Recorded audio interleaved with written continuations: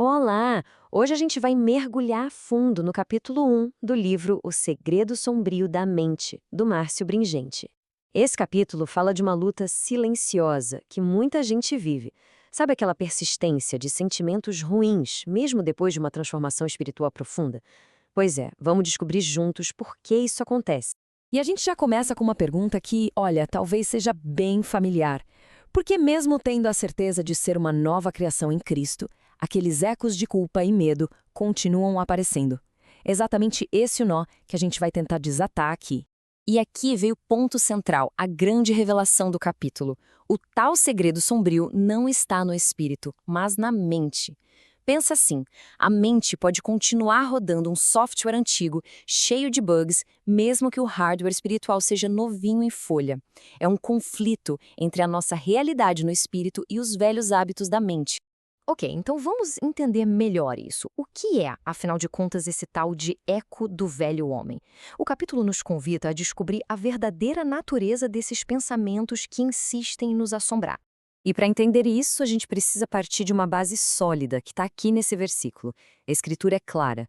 Ser uma nova criatura não é algo que vai acontecer. É um fato. Já aconteceu. As coisas antigas já passaram.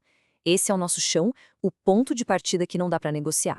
E olha só que interessante a forma como o capítulo define o problema. O que a gente costuma chamar de velho homem, na verdade não tem mais vida. O que sobra é só um eco mental. São tipo memórias treinadas, sabe? Padrões de pensamento que foram reforçados a vida toda e que ficam se repetindo, mesmo que o sistema que os criou já não exista mais. Não é quem a pessoa é, mas quem ela foi treinada a pensar que é. Essa comparação aqui deixa tudo muito claro, né? De um lado, a nova criação é um fato espiritual, é a nossa realidade agora, governada pelo espírito. E do outro lado, o eco mental, uma memória treinada, um hábito do passado que geralmente aparece quando alguma circunstância aperta o gatilho. Entender essa diferença é o pulo do gato. E o mais impressionante é que isso não fica só no campo espiritual, não. O livro mostra como esses ecos mentais têm um impacto físico real no nosso corpo. A neurociência entra em cena para explicar exatamente como isso funciona. Funciona mais ou menos assim, como um ciclo. Primeiro vem o gatilho, aquele pensamento de culpa que volta e meia aparece. Isso ativa partes do cérebro como o sistema límbico e o córtex pré-frontal. E qual o resultado? O corpo é bombardeado com a química do estresse, tipo o cortisol. Ou seja, o corpo entra em modo de defesa, reagindo a uma ameaça que, na realidade espiritual, já nem existe mais. Mas aí que vem a virada de chave. Se a culpa gera toda essa química de estresse, a graça faz o caminho inverso. Ela atua como um verdadeiro reorganizador fisiológico. Quando a gente consegue repousar na verdade da graça, a mente manda um sinal para o corpo. Pode relaxar, não tem perigo. E o corpo sai do modo de alerta e entra em modo de descanso e restauração. Beleza, então a gente já entendeu o problema, o diagnóstico está feito. Agora, qual é a solução que o capítulo apresenta? E o mais interessante é que não é uma solução que depende do nosso esforço, mas de armas poderosas que nos foram dadas por Deus. E a chave está toda nesse versículo. As fortalezas são exatamente essas estruturas mentais antigas. E as armas para derrubar isso não são carnais, ou seja, não se trata de ter mais força de vontade ou de tentar sentir algo diferente. Elas são poderosas em Deus.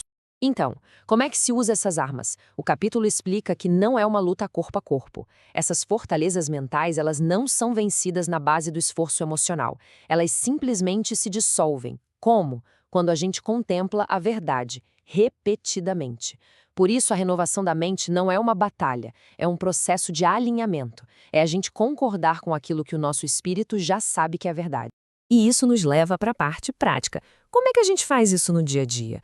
Como podemos, de fato, transformar nossa mente de uma caverna de culpa em um templo da graça? O autor propõe um exercício bem simples, mas muito poderoso. São 3 passos. Primeiro, identifique. Quando vier aquele pensamento de culpa, só perceba ele, sem brigar. Segundo, reconheça. Admita para si mesmo que aquilo é só um eco, uma memória antiga, não é sua identidade de verdade. E terceiro, substitua. De forma consciente, troque esse eco pela verdade. Diga, isso não me define.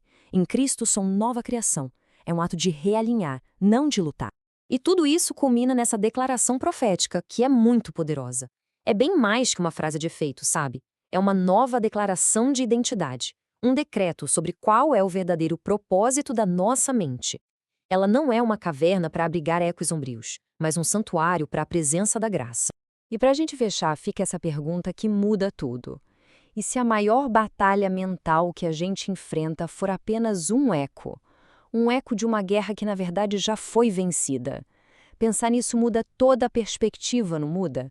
Traz um alívio, uma leveza e uma forma completamente nova de caminhar.